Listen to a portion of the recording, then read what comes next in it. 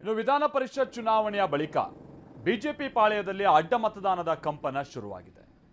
ದೆಹಲಿ ಅಂಗಳಕ್ಕೆ ತಲುಪಿರುವಂತಹ cross voting ಕಿತ್ತಾಟ ಬಿಜೆಪಿಯ ವರಿಷ್ಠರನ್ನೇ ಚಿಂತೆಗೀಡು ಮಾಡಿದೆ.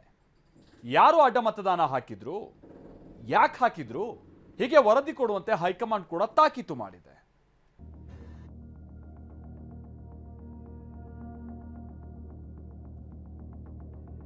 ಬಿಜೆಪಿಯಲ್ಲಿ ಅಡ್ಡ ಮತದಾನ ಕಂಪನ, ದೆಹಲಿಯಲ್ಲಿ ಆತ್ಮಾವಲೋಕನ. ಹೈಕಮಾಂಡ್ ಜೊತೆ ಅಶೋಕ್ ವಿಜಯೇಂದ್ರ ಚರ್ಚೆ, ಅಡ್ಡೇಟು ಕೊಟ್ಟವರಿಗೆ ಕಂಟಕ. ವಿಧಾನ ಪರಿಷತ್ ಚುನಾವಣೆಯಲ್ಲಿ ಅಡ್ಡ ಮತದಾನದ ಅಪಾಯದಿಂದ ರಾಜ್ಯ ಬಿಜೆಪಿ ನಾಯಕರು ಇನ್ನೂ ಆಚೆ ಬಂದಿಲ್ಲ. ಪಕ್ಷದ ವಿಪ್ ಮೀರಿ ಅಡ್ಡ ಮತದಾನ ಮಾಡಿದವರು ಯಾರು ಅನ್ನೋದನ್ನೇ ಹುಡುಕೋದಕ್ಕೆ ಕೇಸರಿ ನಾಯಕರು ಕಸರತ್ತು ಮಾಡ್ತಿದ್ದಾರೆ. ಪಕ್ಷದ ಪ್ರತಿಷ್ಠೆಯನ್ನೇ ಪಣಕ್ಕಿಟ್ಟು ಕಾಂಗ್ರೆಸ್ ಕಡೆ ಒಲವು ತೋರಿದ ಆ 4 ಶಾಸಕರು ಯಾರು ಅನ್ನೋದನ್ನ ಬಿಜೆಪಿ ನಾಯಕರು ಹುಡುಕ್ತಿದ್ದಾರೆ. ಅಡ್ಡ ಮತದಾನ ವಿಚಾರವಾಗಿ ಇಂದು ಬಿಜೆಪಿ ರಾಷ್ಟ್ರೀಯ ಅಧ್ಯಕ್ಷ ನಿತಿನ್ ನವೀನ್ ಜೊತೆ ವಿಪಕ್ಷ ನಾಯಕ ಆರ್ ಅಶೋಕ್ ಹಾಗೂ ಬಿವೈ ವಿಜೇಂದ್ರ ಮಾತುಕತೆ ನಡೆಸಿದರು. ದೆಹಲಿಯ ಬಿಜೆಪಿ ಪ್ರಧಾನ ಕಚೇರಿಯಲ್ಲಿ ನಡೆದ ಚರ್ಚೆಯಲ್ಲಿ ಪರಿಷತ್ ಅಡ್ಡ ಮತದಾನದ ಬಗ್ಗೆ ಸುದೀರ್ಘ ಚರ್ಚೆ ನಡೆಯಿತು. ಜೂನ್ 25ರ ಒಳಗೆ ಸಂಪೂರ್ಣ ವರದಿ ನೀಡಬೇಕು ಅಂತ ನಿತಿನ್ ನವೀನ್ ಸೂಚನೆ ನೀಡಿದ್ದಾರೆ. ಸಿಟಿ ರವಿ ಸಮಿತಿಯಿಂದ ವರದಿ ನೀಡಬೇಕು ಅಂತ ವಿಜೇಂದ್ರ ಅಶೋಕ್ ಭೇಟಿ ವೇಳೆ ನವೀನ್ ಸೂಚನೆ ಕೊಟ್ಟಿದ್ದಾರೆ. ಅಲ್ಲದೆ ಅಡ್ಡ ಮತದಾನ ಮಾಡಿದ ಶಾಸಕರ ಹೆಸರು ಸಮೇತ ಮಾಹಿತಿ ನೀಡಬೇಕು, ಅಡ್ಡ ಮತದಾನಕ್ಕೆ ಕಾರಣವನ್ನ ವಿವರವಾಗಿ ನೀಡಬೇಕು ಅಂತಾನು ತಾಕೀತು ಮಾಡಿದ್ದಾರೆ. ಇನ್ನು ಇದರ ವರದಿ ಆಧರಿಸಿ ತುರ್ತು ಕ್ರಮ ಕೈಗೊಳ್ಳಲು ಹೈಕಮಾಂಡ್ ನಿರ್ಧಾರ ಮಾಡಿದೆ.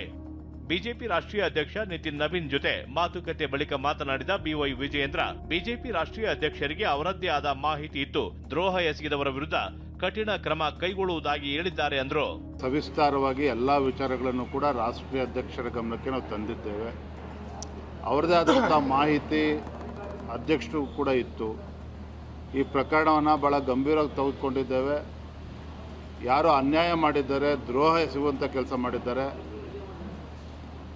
ಒಂದು ಕಠಿಣವಾಗಿರ್ತಕ್ಕಂಥ ನಿರ್ಣಯವನ್ನು ಮಾಡಲೇಬೇಕಾಗ್ತದೆ.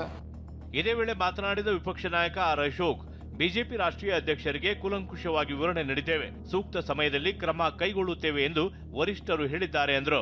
ರಾಷ್ಟ್ರೀಯ ನಾಯಕರು ನೀವು ಕೊಟ್ಟಿರುವಂಥ ಮಾಹಿತಿ ಮೇರೆಗೆ, ನಾವು ಕೊಟ್ಟಿರುವಂಥ ಮಾಹಿತಿ ಮೇರೆಗೆ ಅವ್ರ ಮೇಲೆ ನಾವು ಸರಿಯಾದಂಥ ಸಮಯಕ್ಕೆ ಸೂಕ್ತ ಕ್ರಮಗಳನ್ನು ನಾವು ತೆಗೆದುಕೊಳ್ತೀವಿ. ನಮ್ಮ ಮೇಲೆ ಬಿಡಿ, ನಾವು ಅವರಿಗೆ ಸರಿಯಾದಂಥ ಪಾಠವನ್ನು ನಾವು ಕಲಿಸ್ತೀರಿ. ಪಾರ್ಟಿಗೆ ದ್ರೋಹ ಬಗ್ದವ್ರಿಗೆ, ಮೋಸ ಮಾಡಿದವ್ರಿಗೆ ಅನ್ನೋ ಮಾತನ್ನು ಸ್ಪಷ್ಟವಾಗಿ ಹೇಳಿದ್ದಾರೆ. ಈ ನಡುವೆ ಸಿಟಿ ರವಿ ನೇತೃತ್ವದ ಸಮಿತಿ ಅಡ್ಡ ಮತದಾನದ ಬಗ್ಗೆ ಪ್ರಾಥಮಿಕ ವರದಿ ಸಿದ್ಧಪಡಿಸಿದೆ. ಸಾಂದರ್ಭಿಕ ಸಾಕ್ಷಿ ಹೇಳಿಕೆ ಪರಾಮರ್ಶಿಸಿ ಪ್ರಾಥಮಿಕ ವರದಿ ಸಿದ್ಧಪಡಿಸಲಾಗಿದೆ. ಒಂದು ವೇಳೆ ದೆಹಲಿಯಿಂದ ಸೂಚನೆ ಬಂದ್ರೆ ಇಂದೇ ಪ್ರಾಥಮಿಕ ಮಾಹಿತಿ ರವಾನೆ ಮಾಡಲಾಗುತ್ತೆ, ಇಲ್ಲದಿದ್ರೆ ವಿಜೇಂದ್ರ ದೆಹಲಿಯಿಂದ ಹಿಂತಿರುಗಿದ ಬಳಿಕ ಸಲ್ಲಿಕೆ ಮಾಡಲಾಗುತ್ತೆ. ವರದಿಯಲ್ಲಿ ಅಡ್ಡ ಮತದಾನ ಮಾಡಿದವರ ಹೆಸರು ಉಲ್ಲೇಖಿಸುವುದೇ ಕಷ್ಟ ಸಾಧ್ಯವಾಗಿದೆ. ಬಹುತೇಕ ಶಾಸಕರನ್ನ ಫೋನ್ ಮೂಲಕ ಸಂಪರ್ಕಿಸಿರುವ ಸಮಿತಿ ಎಲ್ಲಾ ಮಾಹಿತಿಯನ್ನ ಉಲ್ಲೇಖಿಸಿದೆ. ಈ ಬಗ್ಗೆ ಪ್ರತಿಕ್ರಿಯೆ ನೀಡಿದ ಎಂಎಲ್ಸಿ ಸಿಟಿ ರವಿ, ಎನ್ಡಿಎ ಮೈತ್ರಿಕೂಟದ 12 ಶಾಸಕರಿಂದ ಅಡ್ಡ ಮತದಾನ ಆಗಿದ್ದು ಸ್ಪಷ್ಟ, ಯಾರು ಅಡ್ಡ ಮತ ಹಾಕಿದ್ದಾರೆಂದು ಸುಲಭವಾಗಿ ಪತ್ತೆ ಮಾಡಲು ಆಗಲ್ಲ ಅಂದಿದ್ದಾರೆ. ಎನ್ಡಿಎ ಕಡೆಯಿಂದ 12 ಅಡ್ಡ ಮತಗಳಾಗಿರೋದು ಸ್ಪಷ್ಟ. ಅದರಲ್ಲಿ ಬಿಜೆಪಿದೆ ಅನ್ನೋದು 4, ಎನ್ಡಿಎದು ಅನ್ನೋದು 8. ಅದರಲ್ಲಿ ಯಾರು ಹಾಕಿದ್ದಾರೆ ಅನ್ನೋದು ಸುಲಭವಾಗಿ ಪತ್ತೆ ಆಗುವ ಸಂಗತಿ ಅಲ್ಲ. ಧರ್ಮಸ್ಥಳದಲ್ಲಿ ಆಣೆ ಪ್ರಮಾಣ, ಬಿಜೆಪಿ ಶಾಸಕಾಂಗ ಪಕ್ಷದ ಸಭೆ ಇರಲ್ಲ. ಅಡ್ಡ ಮತದಾನ ಮಾಡಿದ ಶಾಸಕರನ್ನ ಪತ್ತೆ ಹಚ್ಚಲು ವಿಜೇಂದ್ರ ಧರ್ಮಸ್ಥಳದ ಮಂಜುನಾಥನ ಮೊರೆ ಹೋಗಲು ನಿರ್ಧರಿಸಿದ್ರು.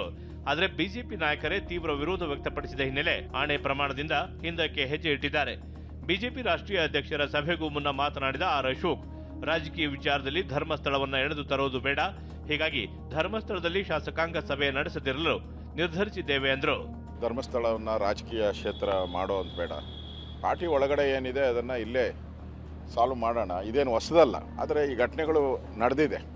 ಆ ದೃಷ್ಟಿಯಿಂದ ನಾವು ಈಗ ಧರ್ಮಸ್ಥಳದ ಏನು ಶಾಸಕಾಂಗ ಸಭೆಯನ್ನು ನಾವು ಮಾಡಲ್ಲ. ಅಲ್ಲಿ ಧರ್ಮಸ್ಥಳವಾಗಿ ಇರಲಿ. ಧರ್ಮಸ್ಥಳದಲ್ಲಿ ಬಿಜೆಪಿ ಶಾಸಕರ ಆಣೆ ಪ್ರಮಾಣ ಅಂತೂ ನಡೆಯಲ್ಲ. ಆದರೆ ಹೈಕಮಾಂಡ್ ಮಟ್ಟದಲ್ಲಿ ಅಡ್ಡ ಮತದಾನ ಮಾಡಿದ ಶಾಸಕರು ಯಾರು, ಅವರಿಗೆ ಏನು ಶಿಕ್ಷೆ ನೀಡಬೇಕು ಅಂತ ಗಂಭೀರ ಚಿಂತನೆಗಳು ನಡೆಯುತ್ತಿವೆ. Bureau report, TV9.